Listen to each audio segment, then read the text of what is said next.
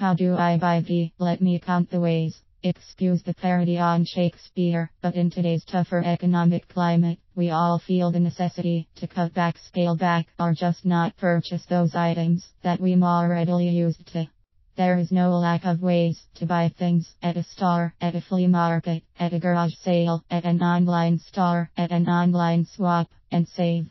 There is no lack of ways of paying for our purchases, cash, debit cards, credit cards, and through payment-based websites.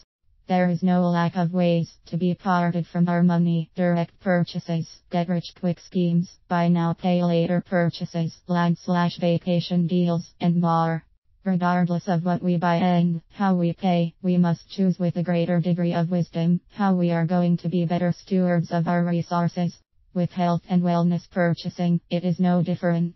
Indeed, with the plethora of product offerings and fantastic health claims, it becomes even more important to buy with wisdom combined with frugality. How do we know the real value of something? How do we judge the cost effectiveness of something? How do we assure that we are being prudent in caring for our family's health and wellness? Good questions deserve good answers. Assessing the real value of any purchase is fraught with problems. Buying something is a physical activity, but more importantly, it is an emotional activity. That is why buying only what we can afford and what is most beneficial and having control of our emotions in doing so is still the best policy. We generally do not like salespeople because they toy with our emotions. Think of when you were buying an automobile, an appliance, some furniture, vacation timeshare. A wise purchaser assesses not only the properties, the features, and the benefits of the physical product, but must also assess the emotions tied to that product. That would eliminate a whole lot of impulse buying and reduce the buyer's remorse instances to nearly zero. Specifically, when it comes to health and wellness products, my advice is to study some more the offerings from the manufacturers, the suppliers, and the distributors before buying any nutritional supplement.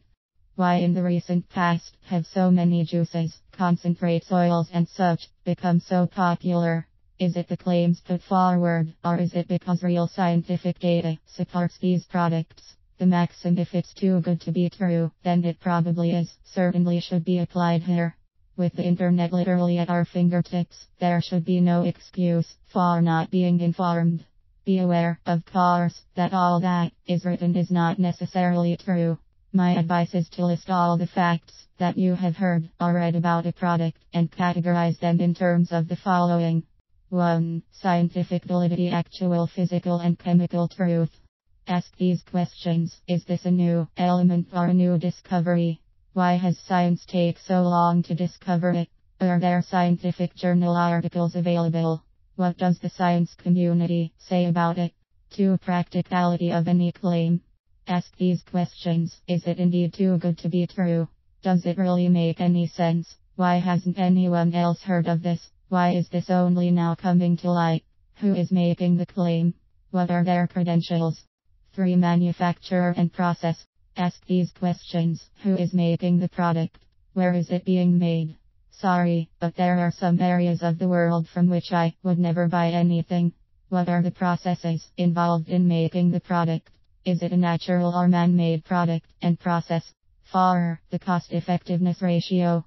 Ask the following questions. What is the primary cost determinant? The product, the process, or the profit? What ingredient is the most costly, and why?